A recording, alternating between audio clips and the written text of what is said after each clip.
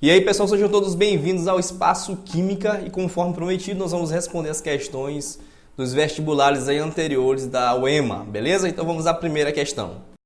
A primeira questão é do PAS 2017, está no processo seletivo 2017, e é a questão 56. Ela diz o seguinte: em pequenos atos do cotidiano doméstico, observam-se alguns fenômenos físico-químicos. Por exemplo, quando o sal, cloreto de sódio, é misturado à água, H2O, como no passe de mágica, o sal desaparece aos nossos olhos. Nesse caso, houve uma mistura de substâncias inorgânicas. No relato acima, identifica-se um sistema do tipo. Aqui ele quer saber se você tem em sua mente, se tem bem fixado na sua cabeça, os conceitos de sistemas homogêneos, sistemas heterogêneos, substâncias simples e substâncias compostas, tá? A questão ela é muito fácil, mas que você não tiver esses conceitos aí bem fixados, você provavelmente poderá errar essa questão, tá bom?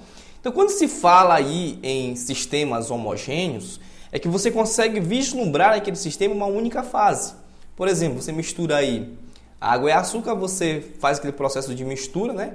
Você vai observar apenas o quê? Uma única fase.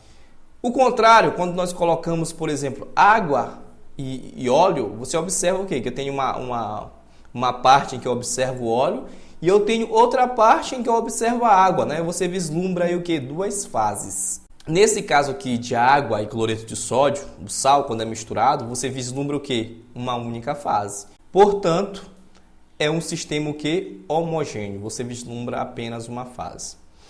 E substâncias simples e substâncias compostas, tá? Vamos ver só este exemplo aqui.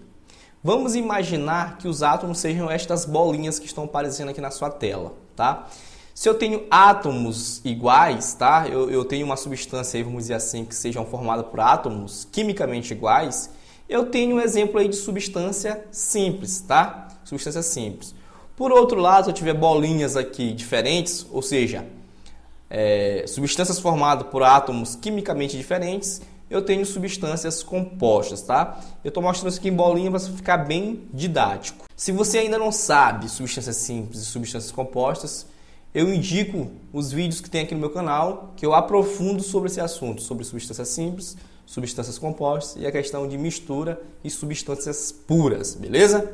Diante disso, quando você tem, por exemplo, uma fórmula molecular, basta que você observe as letras maiúsculas.